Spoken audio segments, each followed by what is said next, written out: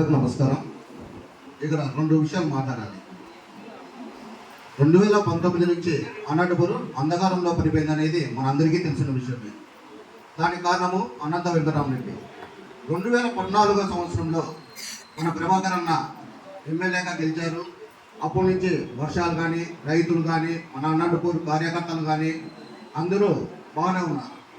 2014 విషయానికి వస్తే మా మిత్రులను అడిగిన 2014లో ఎప్పుడు చూసినా అక్కడే ప్రభాకర్ అన్న ఇంటికానే ఉంటావు కదరా అని అంటే ఒక 10 రోజులు నాకు ఇక్కడ పిలుచుకొని వచ్చారు.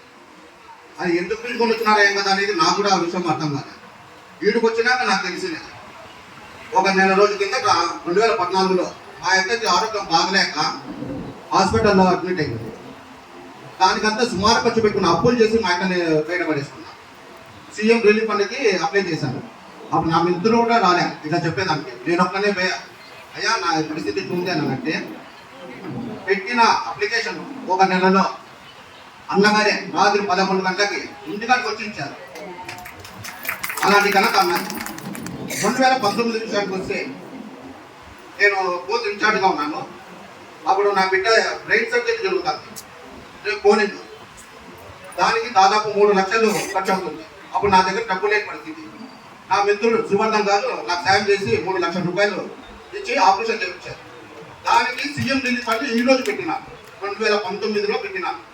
ఈ రోజు కూడా నాకు రాలేదు సీఎం రిలీఫ్ ఫండ్. ఈ సైకోరాజు అనే వ్యక్తి వారి వ్యక్తులకు మాత్రమే పని చేసుకోగలరు, ప్రజలకు పని చేయరు అనేది బాగా అర్థమైంది. మాది సూర్యనగర్ పట్టణంలో పాటు రోడ్డు పైన కూర్చుంటాను మీకు టీ తాగేదా. అప్పుడు ప్రజలంతా ఒకటి అనుకుంటాను, ఇప్పుడు ఎవరో దగ్గుపట్టి వచ్చారు వాళ్ళని చూసి మనం ఎలా వేయాలి, ప్రభాకర్ అన్న గారు ఉంటే ఏమన్నా ధైర్యంగా వేయచ్చు అని. దాని విషయం గురించి మనకు వ్యక్తిగా మనలో కసి పెంచుకొని అన్నకి టికెట్ వచ్చేటట్లా పోరాడితే మనం ఏదన్నా కానీ సాధించగలమని నా అభిప్రాయం.